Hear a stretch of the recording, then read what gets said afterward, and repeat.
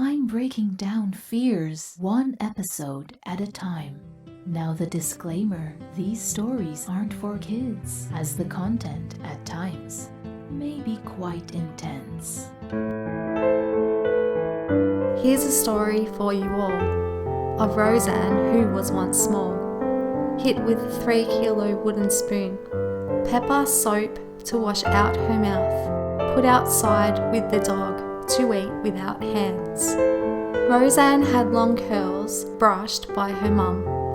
One day before school, the brush got caught, twisted round those long locks. Her mum yanked it out along with hair and smashed that brush on Roseanne's head. Roseanne's mum had had enough. Roseanne crying, begging, "Mummy, stop!" Roseanne dragged by the hair, her mum screams, "Oh, shut up, you stupid little shit, do you want some more?" Roseanne chose wisely and became silent as her mum pounded her head on concrete walls.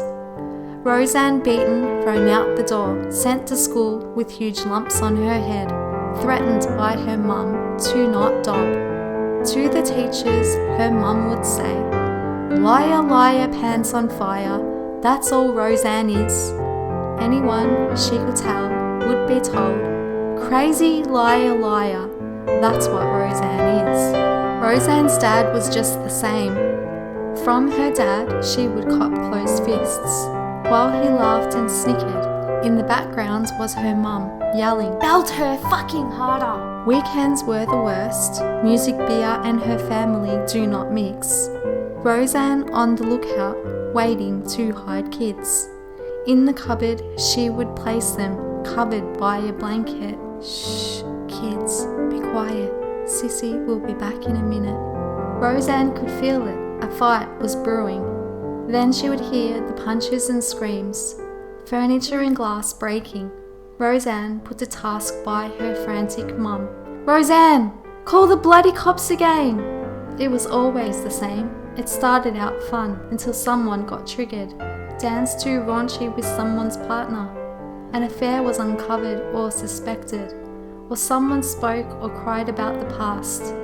Roseanne, terrified, hiding kids, calling cops, throwing herself in the middle, using herself as a human shield, desperate to protect and stop the violence. All around was carnage. Pain filled the air. Told, if she wasn't there, it wouldn't have happened. Roseanne left with mental scars from daily flashbacks and trauma that would not leave her body. As Roseanne turned into an adult, men she dated asked why she was so closed off. She disclosed bits of her childhood family abuse. Unaware speaking would restart the abuse cycle. Once men knew violence was her trigger, off came their masks. She was made to run, fight, or die. Roseanne warned not to dob. To everyone, the men would say, "Liar, liar, pants on fire. Her mum told me so." Anyone that she could tell now believed, "Liar, liar, pants on fire. That's what Roseanne is." Life set up for fear, abuse, and rejection from the very start. Roseanne shown and told she was unworthy and unloved. For many years she cried and tried to make things better, asking her abusers to help the story change. They just refused to see or feel what Roseanne could. Through tears one morning came a moment of clarity.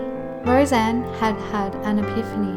All this feral behaviour and pain abusers cause is actually a manifestation of how hurt the abuser is inside. The reason they screamed, hit and threatened and called Roseanne a liar and presented themselves as perfect because they feared their own truth. They had been raised abused too. They couldn't cope and didn't know what to do.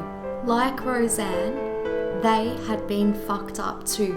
An abuser does the only thing that they can do, and that is try to control someone else. There is not one thing that Roseanne could have done any differently. She tried everything that she could. Roseanne now realizes that for her to change this cycle, she can only change abuse within herself. There's a moment in time when you have to look from a higher perspective. You might recognize that there is abuse, but it's highly doubtful that the abuser will recognize that within themselves. It's difficult to get them to acknowledge any wrongdoing. Roseanne took on the burden of being the one to blame and experienced all that shame, and she knows within herself that she will never hear her abusers say, "I am sorry. I know I hurt you. I'm getting help to change this cycle too." She will only hear the words, "Liar, liar, pants on fire." That's all Roseanne is. They often push so much that the person being abused ends up losing their shit and yells or hits, hurts themselves or the abusers, becomes the abuser, completely shuts down, or is classed as insane. And it's as if that is the abuser's ultimate wish, because now they can say, "You're fucking insane." All Roseanne's abusers talked themselves up. They spoke of how much power they had over someone else. They think abuse is strong, but it's really a form of weakness. Now you know Roseanne's story. Do you believe what they say? Liar, liar, pants on fire. That's all Roseanne is.